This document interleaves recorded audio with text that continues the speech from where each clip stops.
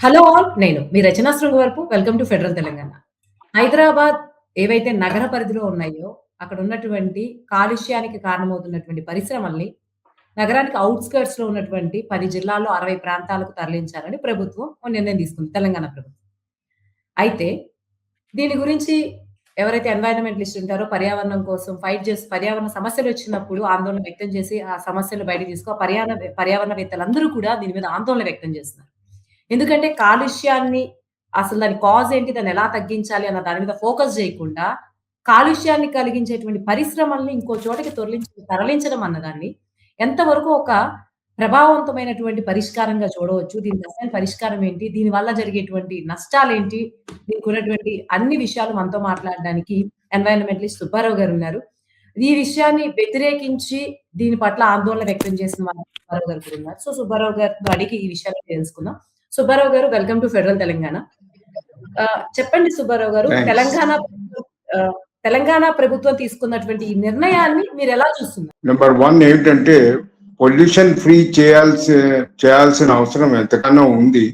ఇది కేవలం తరలించడం మూలంగా పొల్యూషన్ మటుకు కాలుష్యాన్ని అరికట్టలేదు. ముందుగా ఏమవుతుంది అని అంటే ఇండస్ట్రీ ప్రాసెసింగ్ లో చేంజెస్ తీసుకురావాల్సిన అవసరం. ఇది 1990 నుంచే ఈ ప్రక్రియ మొదలైంది త్రూఅవుట్ ద వరల్డ్ అండ్ ఇండియాలో హైదరాబాద్ లో కూడా ఎక్స్పెరిమెంట్స్ చేశాము. CTEM అని క్లీన్ టెక్నాలజీ ఎన్వైరన్మెంట్ మేనేజ్మెంట్. దాని ఆధారంగానే చాలా మటుకు కెమికల్ ఇండస్ట్రీస్, ఫార్మస్యూటికల్ ఇండస్ట్రీస్, పెద్ద పెద్ద ఇండస్ట్రీస్ అన్ని కూడా ISO 14001 సర్టిఫికేషన్ కూడా పొందగలిగాయి. మరి అవన్నీ ఉండగా కూడా కాలుష్యం ఇంతిదిగా వెదజల్లుతున్నది అని అంటే దాని మూల కారణాలు మనం అర్థం చేసుకోవాల్సిన అవసరం ఉంది. అర్థం కావాలి అంటే అధ్యయనం చేయాల్సిన అవసరం ఇంకెంతగా. సుబ్బారావు గారు ఒకటి చెప్పండి. ఆల్రెడీ ఏదైతే ఇంకొక యాంగిల్‌లో చూస్తే తెలంగాణలో చాలా పొల్యూషన్ కాజింగ్ ఇండస్ట్రీస్ ఉన్నాయి గదా! సో, ఇప్పుడు వీటినన్నిటిని గ్రాస్ రూట్ లెవెల్ నుంచి ఎందుకంటే ఇప్పటికే వాటి వల్ల చాలా పొల్యూషన్ ఎమిషన్స్ పెరిగిపోతున్నాయి గాబట్టి, వాటిని మళ్ళీ చేయాలంటే ఎక్కువ ప్రాసెస్ అవుద్ది కాబట్టి, కొత్త ప్రాంతాల్లో అసలు పొల్యూషన్ తగ్గించేటువంటి ఇండస్ట్రీస్ తీసుకొద్దాం అన్న ఐడియాని గమనిస్తే, ఇప్పుడున్న దీనికన్నా కూడా అది సింపుల్ అని వాళ్ళు అనుకుని ఉండొచ్చా? దానికేమన్నా ఆస్కారం ఉందా?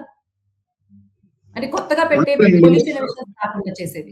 ఉండదు. ఎందుకనంటే ఒక ప్రక్రియ ఏం చేశారు అని అంటే ఇక్కడ ఉన్న పొల్యూషన్ ఇండస్ట్రీస్ ని, సిక్కైన ఇండస్ట్రీస్ ని కొన్ని ఎగువ ప్రాంతాలకి తరలించారు. చేవెళ్ళ ఆ ప్రాంతాల్లో. ఓకే, కట్టడాన్ ఇండస్ట్రీస్ ని, పాయసమైలారం ఇండస్ట్రీస్ ని కొన్నింటిని మూసేశారు. యాక్చువల్ గా కట్టడాల్లో ఉన్న వాటిని వివిధ ఆర్థిక కారణాల మూలంగా మూసివేయబడ్డం జరిగింది. కానీ ఏది ఏమైనా ఒక ఇండస్ట్రీని ఇంకో ప్రాంతానికి తరలించడం అన్నది చాలా డేంజర్. ఒకటి నంబర్ 1 ఇక్కడి నుంచి తరలిస్తున్నప్పుడు ఇక్కడ పర్యావరణ పరిస్థితి ఏమిటి అన్నది ఒక్క వైట్ పేపర్ కూడా లేదు. భూగర్భ జలాలు పూర్తిగా నాశనం అయిపోయింది. ఆ గాలి వాయు కాలుష్యం కూడా ఎక్కువ ఉంది. సాయిల్ పొల్యూట్ అయి ఉంది. పట్టణ చెరువు ఏరియా తీసుకోండి, ఇటు మనము కింద మూసి ప్రాంతంలో తీసుకోండి, ఇవన్నీ కూడా చాలా కెమికలైజ్ అయిపోయినాయి. మరి వీటిని ఎలా మనం పునరుద్ధరించుకుంటాం అన్నది ఒకటి. రెండోది, ఇక్కడి నుంచి కేవలం షిఫ్ట్ చేస్తున్నామంటే ఇక్కడున్న సమస్యని అక్కడికి తీసుకెళ్తున్నాం, అంతే కదా.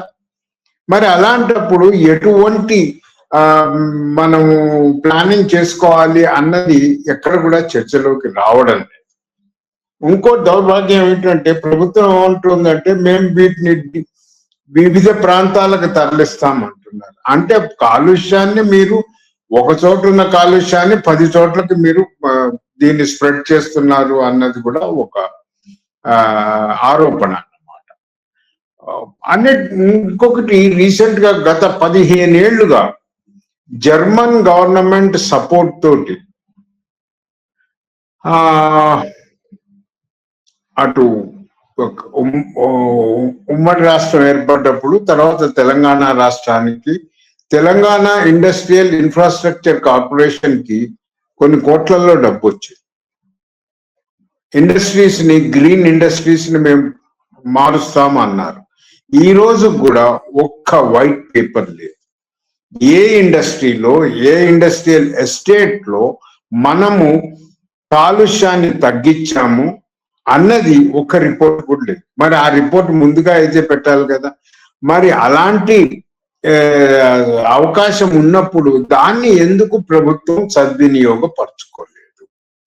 ముందుగా జిఐజెడ్ జర్మన్ గవర్నమెంట్ ఇచ్చిన ఫండ్స్ ఎలా ఖర్చు అయినాయి, ఎంత కాలుష్యాన్ని తగ్గించారు అన్నది ఒక నివేదిక రావాలి. ఆ నివేదిక అసెంబ్లీలో చర్చకు కూడా తీసుకురావాలి. పబ్లిక్ డొమైన్ లో పెట్టి పబ్లిక్ కి కూడా ఇది తెలియజేయాల్సిన అవసరం ఉంది. ఈకో ఇండస్ట్రియల్ అన్నారు, గ్రీన్ ఇండస్ట్రీస్ అన్నారు. ఎంతైనా కోట్ల డబ్బు వస్తా ఉంది, పోతా ఉంది. Pollution control board officers foreign టూర్లు బాగానే పోయారు. ఆస్ట్రేలియన్ ఎయిడ్ లో పోయారు, యుఎస్ ఎయిడ్ లో పోయి వచ్చారు, అన్ని పోయి వచ్చారు. ఎక్కడ కూడా వాళ్ళు వచ్చి చేసిన మార్పు ఏమి ఎక్కడ కనబడ్డారు. మరి ఈ రోజు ఇది తొందరపాటు నిర్ణయం అని నేను ఖచ్చితంగా చెప్పగలను. సుబ్బారావు గారు ఇంకొకటి చెప్పండి. ఇండస్ట్రియలైజేషన్ అనేది ఇండియాలోనే కాదు, ఆల్మోస్ట్ ఆల్ ప్రపంచవ్యాప్తంగా అన్ని దేశాలు అభివృద్ధి చెందినటువంటి దేశాలు, చెందుతున్న దేశాల్లో ఉన్నాయి.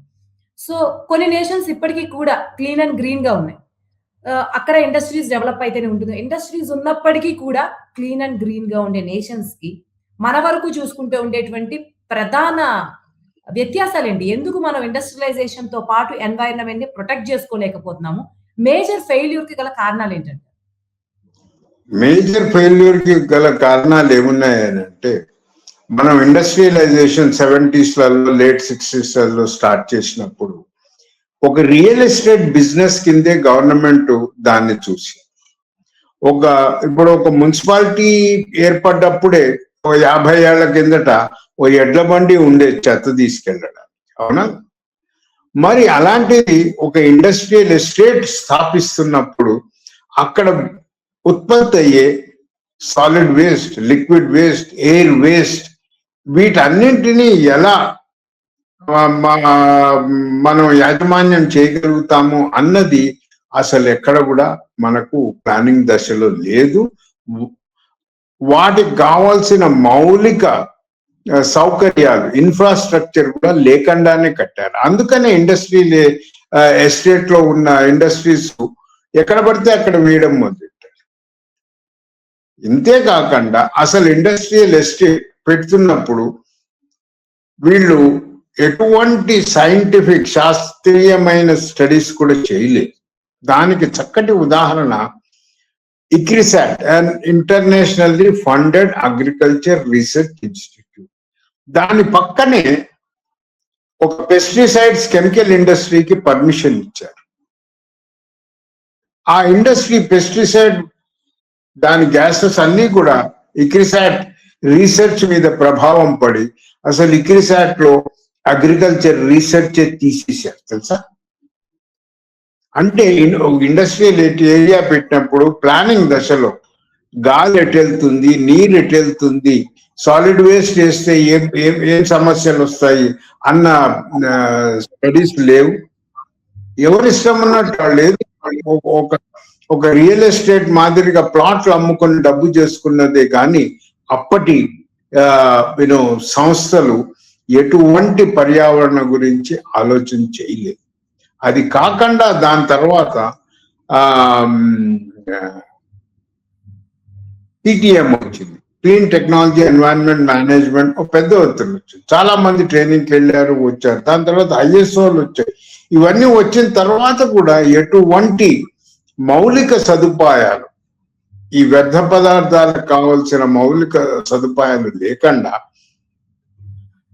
బొలారంలోను జీడిమెట్లలో ఉన్న ఇండస్ట్రియల్ ఎస్టేట్స్ కి వాళ్ళ వ్యర్థ పదార్థాల ఇన్సినరేటర్స్ నల్గొండలో పెట్టారు. అక్కడికి పోయి ఎందుకు తగలెట్టాలి? ఇక్కడ క్రియేట్ చేసుకోలేరా? అది కాకుండా ఇండస్ట్రియలైజేషన్ లో పొల్యూషన్ తగ్గించకుండా ఇండస్ట్రియలైజేషన్ అయిన ప్రాంతాల్లో చుట్టూరుగా రెసిడెన్షియల్ కాలనీస్ కి పర్మిషన్స్ ఎందుకు ఇచ్చారు? మరి ఆ పర్మిషన్ ఒక బఫర్ జోన్ అని ఇప్పుడు మనం ప్రతిసారి చెరువుల దగ్గర కానీ మూసి ప్రాజెక్ట్ లో కానీ బఫర్ జోన్ అంటున్నాం. ఇండస్ట్రియల్ కి బఫర్ జోన్ లేదా? ఇండస్ట్రియల్ ఎస్టేట్ కూడా బఫర్ జోన్ ఉంటుంది. ఆ బఫర్ జోన్ ఎలా వైలేట్ అయ్యింది, ఆ బఫర్ జోన్ మీరు తీసుకెళ్లే కొత్త జోన్ లో మీరు స్ట్రిక్ట్ గా అమలు పరుస్తారా, దాని గురించి చేస్తాము అనంటే హైదరాబాద్ లో ఉన్న కాలుష్యాన్ని పూర్తి రాష్ట్రంలో మనం విస్తరిస్తున్నాము అన్నది అదొక పెద్ద డేంజరస్ మాట. ఫైనల్ గా ఇప్పుడున్నటువంటి పరిస్థితుల్లో ప్రభుత్వం ఒక సొల్యూషన్ ఆలోచించింది. అదేంటంటే పరిశ్రమల తరలింపు. సో, ఒక ఎన్వైరన్మెంట్ ని దృష్టిలో పెట్టుకొని హాలిస్టిక్ డెవలప్‌మెంట్ అండ్ మొత్తం ఎక్కడ అనే రూట్ కాజెస్ వరకు అబ్జర్వ్ చేస్తే మీరు దీనికి సరైన పరిష్కారం ఏముందనుకుంటున్నారు ఈ కాలుష్య నివారణకి? కాలుష్య నివారణకి ముందు ఏమంటే చాలా మటుకు స్టడీస్ జరిగినాయి కొన్ని పర్టికులర్ బిగ్ ఇండస్ట్రీస్. ముందుగా ప్రాసెసింగ్ అంటే మనం మ్యానుఫ్యాక్చరింగ్ చేసిన పద్ధతుల్లో మార్పు రావాల్సిన అవసరం ఎంతగానో ఉంటుంది. ఈ రీసెర్చ్ ఎంత పెద్ద ఎత్తున జరిగింది అని అంటే 2000లో జరిగిన వరల్డ్ కాన్ఫరెన్స్ తైవాన్ లో 2050లో మిత్సుబిషి ప్రోడక్ట్స్ ఎలా ఉంటాయి అన్నది చెప్పగలిగారు. మరి మనం చెప్పగలుగుతున్నాము? అసలు ఇండస్ట్రియల్ రీసెర్చ్ లేనే లేదు. టాక్సిక్ ఏ పదార్థం విషతుల్యం చేస్తున్నది అన్న దాన్ని మనం రిప్లేస్ చేయగలుగుతాము అన్నది రీసెర్చ్ జరుగుతోందా? లేదే. ఇన్వెంటరీ స్టేజ్ నుంచి అంటే రా మెటీరియల్స్ కొంటున్న స్టేజ్ నుంచి ఏ ముడి సరుకు ఎంత టాక్సిక్, ఎంత విషమయమై ఉంటుంది అన్నది చాలా ఏషియన్ కంట్రీస్ లలోనే జరుగుతాం. మన దగ్గర ఏమైందంటే ఇండస్ట్రీ అన్నది ఏదో ఇండస్ట్రీలో ఎటువంటి రీసెర్చ్ లేదు. ఒక at least 20% of the entire profit should be allocated for the industrial research. ఎందుకు చేయడం లేదు మనం మ్యాండేటరీ? మనం ఎందుకు యూనివర్సిటీ అండ్ ఇండస్ట్రీకి మనం సమన్వయం తీసుకురావడం లేదు? ఇవన్నీ కూడా లోపాలు. ఒకటేమున్నదంటే పెద్ద ఇండస్ట్రీస్ కి టూ మచ్ ఆఫ్ సబ్సిడీస్ ఇస్తున్నాం, టూ మచ్ ఆఫ్ సపోర్ట్ ఇస్తున్నాం. మీడియం స్కేల్ ఇండస్ట్రీస్ కి, స్మాల్ స్కేల్ ఇండస్ట్రీస్ కి, ఇండివిజువల్స్ రన్ చేసుకునే small scale electroplaters, yes we need plated material. కానీ ఎలక్ట్రోప్లేటర్స్ కి ఏ విధమైన కట్టుబాట్లతో ఉండే చిన్న ఇండస్ట్రియల్ ఎస్టేట్స్ రావాలి అన్నది ఏమైనా స్టడీ ఉందా? లేదే. మీరు స్మాల్ స్కేల్ ఫార్మర్ అంటారు, స్మాల్ స్కేల్ ఇండస్ట్రీ అంటారు. ఈ రెండింటిని చిత్తశుద్ధితో చంపేశారు ఈ దేశంలో. అసలు ఎక్కడ ఇండివిజువల్ లేనే లేదు. ఈ రోజు ఎలక్ట్రోప్లేటింగ్ ఇండస్ట్రీ పూర్తిగా పోయింది. Electroplating industry is pollution. కానీ అది చాలా స్మాల్ స్కేల్, ఎంతోగానో నెంబర్ ఆఫ్ ఎంటర్ప్రినర్స్ ఎక్కువ అది ప్రోత్సహించగలదు. మరి అలాంటి ఇండస్ట్రీస్ కి మనం ఎలా ఒక చిన్న small scale industry has to report and submit to 22 departments. How it is possible? It's not possible. మనం అసలు సిస్టంలో ఎటువంటి మార్పులు తీసుకురాలేదు. పిసిబి నుంచి ఈపీటీఆర్ఎస్ స్థాపించాం, environment protection training and research institute. EPTRI ఈ రోజు దాకా ఏదైనా మ్యాండేటరీ గైడ్ లైన్స్ ప్రభుత్వానికి అందజేసిందా? It's a big question. మనం సంస్థలను ఏర్పాటు చేస్తున్నాం, మరి వాటి నుంచి ఫలితాలని మనం ఎందుకు మానిటర్ చేయలేకపోతున్నాం? అది చాలా అవసరం అండి. ఇది నిరంతర research. Eco industries, greening the industries అన్నది ఇప్పుడు మనం గ్రీన్ బిల్డింగ్స్ అంటున్నాం. ఏది ఊరికే ఒక ఎస్టీపీ పెట్టి నీళ్లు తిప్పుతున్నాం. ఎనర్జీ ఎఫిషియెంట్ బిల్డింగ్స్ రావాలి. ఇండస్ట్రీలో కూడా రిసోర్సెస్ ఎఫిషియన్సీ పెరగనప్పుడు యూసేజ్ లో మనకు కాలుష్యం వస్తూనే ఉంటుంది. ఆ రీసెర్చ్ కి సంబంధించింది ఇండస్ట్రీ పెట్టుబడి పెట్టాలి, గవర్నమెంట్ దాన్ని వాళ్ళు అమలు పరిచేటట్టుగా చూడాలి. Research institutions like EPTRI, IICT, వీళ్ళందరూ కూడా ఇండస్ట్రీస్ కి ఏ విధంగా తోడ్పాటు. ఇప్పుడు ఏమైపోయిందంటే సిఎస్ఐఆర్ ల్యాబొరేటరీస్ ఏవైతే ఒక నిర్దిష్టమైన ఉద్దేశంతో పబ్లిక్ కాజెస్ కోసం, ఎన్వైరన్మెంట్ కాజెస్ కోసం, even including NEERI, national environment engineering research, they have all transformed themselves as typical commercial institutes. అంతనే గాని పర్యావరణకు గాని ప్రజల హితవుకు గాని ప్రొడక్షన్ ఏ విధంగా మనం సామర్థ్యంగా తీసుకురాగలుగుతాం కాలుష్యం లేకుండా అన్నది ఆ సమన్వయం రానంత కాలం మనం ఏం చేసినా కూడా ఇది దీనికి ఒక సొల్యూషన్ అంటూ దొరకదు. ప్రభుత్వం ఈ సంస్థల మధ్య సమన్వయం తీసుకురావాలి, మ్యాండేటరీ చేయాలి, కంపల్సరీ చేయాలి. అది చేయకపోతే ఏమవుతుంది? ఎకడమిక్స్ లో ఉంటుంది, రీసెర్చ్ లో ఉంటుంది, ఇండస్ట్రీలో. అది కాదు కదా. సమన్వయం తీసుకురావాలి. సమన్వయం తీసుకొచ్చినప్పుడే ప్రజాహితవు, పర్యావరణ హితవుని దృష్టిలో పెట్టుకొని ఆర్థిక అభివృద్ధికి మనం ముందుబాటు వేయాలి. Thank you. సుబ్బారావు గారు, ఫైనల్ గా చర్చ ముగింపుకు వచ్చేసాం. ఇంకా ఏమన్నా చెప్పాలనుకుంటున్నారా? ఇంతటితో ముగించేద్దామా? అంటే దీని ఏముందంటే, ముందుగా అసలు ఒక ప్రజా నివేదిక తయారు చేసి ముందు దీన్ని చర్చలోకి తీసుకురావాల్సిన అవసరం ఉంది. నెంబర్ 1, ప్రభుత్వానికి నేను అడిగేది, ఇప్పుడున్న ఇండస్ట్రియల్ ఎస్టేట్స్ లో రియల్ ఎస్టేట్ డెవలప్ అయిపోతుంది. అక్కడున్న గ్రౌండ్ వాటర్ పరిస్థితి కూడా పట్టించుకోవాలి. ఉన్న ఇండస్ట్రియల్ ఎస్టేట్లలో కాలుష్యం స్టేటస్ రిపోర్ట్స్ రావాలి. ఓకే, ఏ ఇండస్ట్రీలో ఏం మార్పులు రావాలి అన్నది కూడా మనం తరలించే ముందే నిర్ధారణ చేసుకోవాలి. తరలించాక మనం ఏం చేయలేము. అది చాలా అవసరం. పారదర్శకం, participatory approach, transparency and participatory approach అన్నది తీసుకురావాలి. University, research institutions, industry, government అన్ని కలిస్తేనే కానీ ఇందులో చాలా మంది, డాక్టర్ బాబురావు గారు ఉన్నారు, అంటే సివిల్ సొసైటీలో ఇప్పుడున్న ఎక్స్పర్ట్స్ కూడా ప్రభుత్వం పిలుచుకొని మాట్లాడాలి. ట్రైన్డ్ అయిన వాళ్ళు ఉన్నారు. I myself got trained in Cornell university. ప్రభుత్వానికి తెలీదా? ఇంతకు ముందు మెంబర్ సెక్రటరీకి తెలుసు. ఓకే, నేను అనేది ఒక సమన్వయం ఏర్పడింది, కోఆర్డినేషన్ కానిది మనం సాధించలేము. థ్యాంక్ యూ సుబ్బారావు గారు. ఈ కాలుష్య తరలింపు చేసేటువంటి ప్రక్రియ మీద మీ విశ్లేషణతో పాటు సొల్యూషన్స్ కూడా చాలా ఎఫెక్టివ్ సొల్యూషన్స్ చెప్పినందుకు ఇంతటితో ఈ చర్చను ముగిద్దాం.